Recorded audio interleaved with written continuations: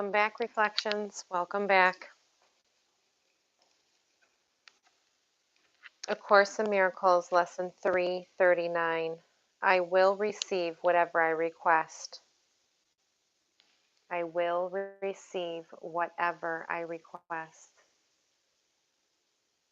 I will receive whatever I request. No one desires pain, but he can think that pain is pleasure. No one would avoid his happiness, but he can think that joy is painful, threatening, and dangerous. Everyone will receive what he requests, but he can be confused indeed about the things he wants, the state he would attain.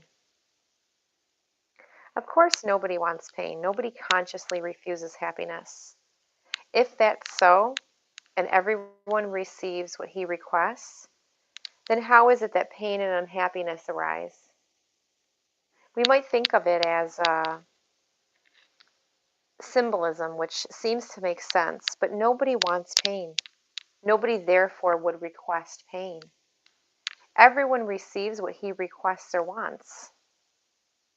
Therefore, we cannot receive pain. That seems logical, doesn't it? If the first three are true, then the fourth must be true. So how come I hurt? How come you hurt? We must be missing something. Our logic must be flawed somehow. The flaw lies between the first two premises. Nobody wants pain. But nevertheless, we do request it, and that is why we receive it. This lesson explains that you can be confused about what you want. You can think pain is pleasure, or that joy is threatening. But the later is perhaps a little easier to understand since it's a common experience. Haven't you ever had the thought, this is too good to last, or this is too good to be? Or you found yourself very happy in a relationship and suddenly getting afraid of it because some part of you is nearly certain that if you keep your guard down, you're going to get smacked. I had a friend who somehow entered a very high and totally joyful state of mind and was there for a few weeks until she started to think, this is wonderful. I love everybody. I have no fear of anything. But if I live like this in the world, I'm going to get crucified. Maybe I'm not enlightened. Maybe I'm just insane. So she lost the joy and it never came back. Never came back in quite the same way. We really do think that too much joy is threatening and dangerous. We value our suspicions. We cherish our defenses. We're afraid of simply opening up to joy. Why? So unconsciously, most of the time, we request unhappiness. We choose not to be peaceful. The confusion of pain and joy is much more deeply buried. But the Course teaches that the pain validates our separateness and justifies our barriers against one another. We choose it to strengthen our ego identity. It's difficult to believe that all our pain and unhappiness is chosen. So what can he then request that he would want when he receives it?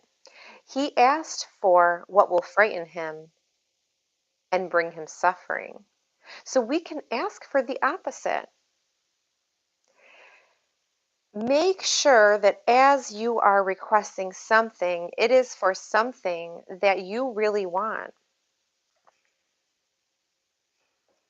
We actually do ask for things that frighten us and bring us suffering. Most of the text is dedicated to bringing this to conscious awareness, making us aware of what we're choosing so that we can realize how insane it is and make another choice. Let us resolve today to ask for what we really want, and only this, that we may spend this day in fearlessness without confusing pain with joy or fear with love. So we can change our minds. We can begin now choosing the joys instead of pain. So when a moment of pain arises, we can accept the fact that we are choosing it and choose again. So you can say, this is not what I want. I chose the joy of God.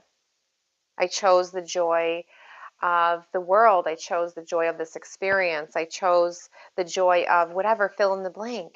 We can choose peace instead of upset.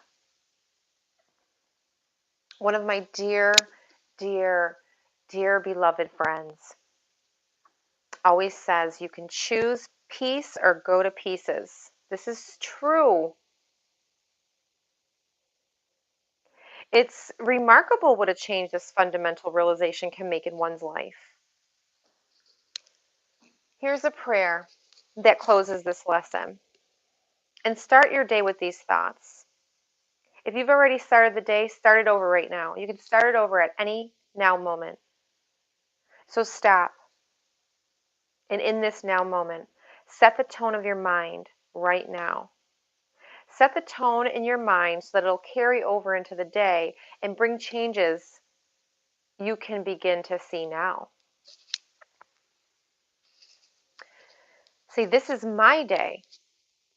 It's a day in which I would do nothing by myself, but hear the voice of love in everything I do, requesting only what I would offer myself, accepting only thoughts I would share with myself.